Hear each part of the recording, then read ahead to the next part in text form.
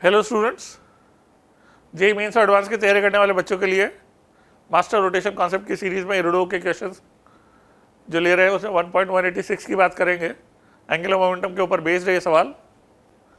एक प्रोजेक्टाइल जो फेंका गया है उसका पॉइंट ऑफ प्रोजेक्शन के अबाउट एंगुलर मोमेंटम के मैग्नीट्यूड का टाइम फंक्शन पूछा है ए पार्ट में, और फिर बी पार्ट में उसकी एंगुलर वेलोसिटी जब वो हाईएस्ट पॉइंट पे होगा तब पॉइंट ऑफ प्रोजेक्शन के अबाउट कितनी होगी ये पूछा है।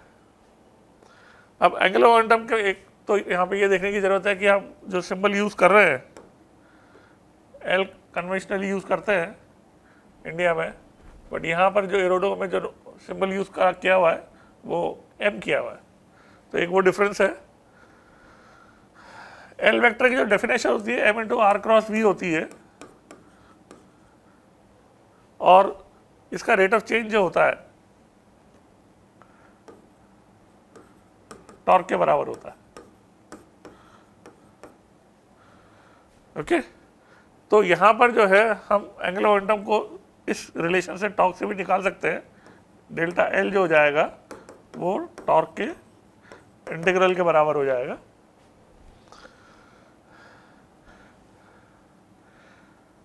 क्योंकि ग्रेविटी का एक अकेला फोर्स लग रहा है, कांस्टेंट फोर्स है। प्रोजेक्टाइल के बारे में सोचें हम तो आर और वी निकाल के उसका क्रॉस प्रोडक्ट निकालेंगे तो लंबा हो जाएगा। ज़्यादा जो एलिगेंट तरीका है वो ये है कि यदि ये वी नॉट वेलोसिटी से फेंका गया है तो इसकी जो हॉरिजॉन्टल कंपोनेंट होगी वेलोसिटी की प्रोजेक्टाइल में वो कांस्टेंट होती है। तो इसका जो एक्स कोऑर्डिनेट है जो कि ग्रेविटी के फोर्स की पॉइंट ऑफ प्रोजेक्शन के अबाउट मोमेंट आर्म को रिप्रेजेंट करेगा, एक्स डायरेक्शन का डिस्प्लेसमेंट, इसलिए हम टॉर्क को जो लिख सकते हैं टाइम के फंक्शन के रूप में लिख सकते हैं एम जी इंटू ये जो एक्स डायरेक्शन का डिस्प्लेसमेंट है ये टॉर्क हो जाएगा, और एक्स जो है वो क्या हो जाएगा V naught cos alpha into T हो जाएगा। तो ये जो है टाइम के साथ टॉर्क की वैल्यू हो गई, और यदि हम इस टॉर्क का एंगुलर इंपल्स निकालें टॉ डी टी करके तो वो चेंज इन एंगुलर मोमेंटम के बराबर हो जाएगा। तो यहाँ पे इसको M G V naught cos alpha T D T करें और इंटीग्रेट करें 0 से t तक तो हमें मिलेगा M G V naught cos alpha T square by 2, और ये जो है एंगुलर मोमेंटम में चेंज के बराबर हो जाएगा।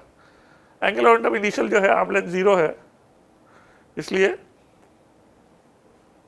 आर क्रॉस वी की बात करें तो आर वेक्टर 0 है, तो इनिशियल एंगुलर मोमेंटम 0 कह सकते हैं, इसलिए final angular momentum T time पे मैग्नीट्यूड जो पूछा है वो इसी के बराबर हो जाएगा। आप देख सकते हो फर्स्ट पार्ट का answer M G V naught T square into cos alpha, M G V naught T square cos alpha by 2। तो ये पार्ट हो गया। दूसरे पार्ट में हमसे पूछा है जब वो हाईएस्ट पॉइंट पे होगा तो एंगुलर मोमेंटम कितना होगा। ये इंटीग्रेशन की जो लिमिट्स है वो टाइम ऑफ फ्लाइट के आधा कर दें हम तो उसके हाईएस्ट पॉइंट पे होने का टाइम आ जाएगा। तो ये टी की वैल्यू डाल दें कितनी, T is equal to T by 2 और 1/2 into 2 V nought sine alpha upon जी।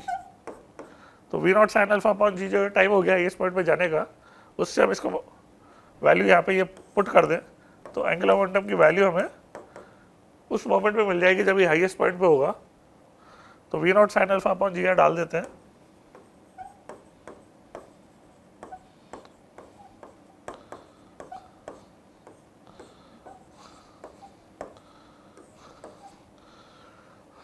ये बन जाएगा M G V nought square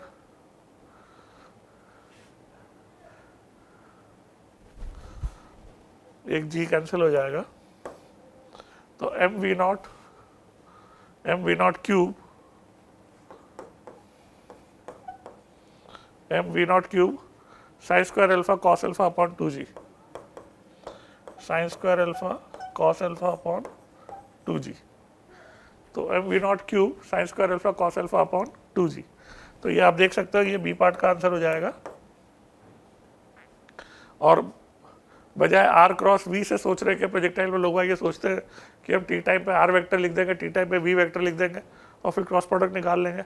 answer उससे आ जाएगा, बट टॉर्क से यदि आप सोचोगे ग्रेविटी का फोर्स का टॉर्क जो है आर्म लेंथ टाइम के साथ कांस्टेंट रेट से बढ़ रही है, इसलिए जो है एंगुलर इम्पल्स टॉर्क का जो है वो आपको एंगुलर मोमेंटम में चेंज आसानी से दे देगा। तो काफ़ी एलिगेंट ये अप्रोच है, आप लोग इसको सीखें और आप चाहें तो आर क्रॉस बी से करके भी ट्राई कर सकते हैं, आंसर उससे भी आ जाएगा, but that will be a long solution. Thank you.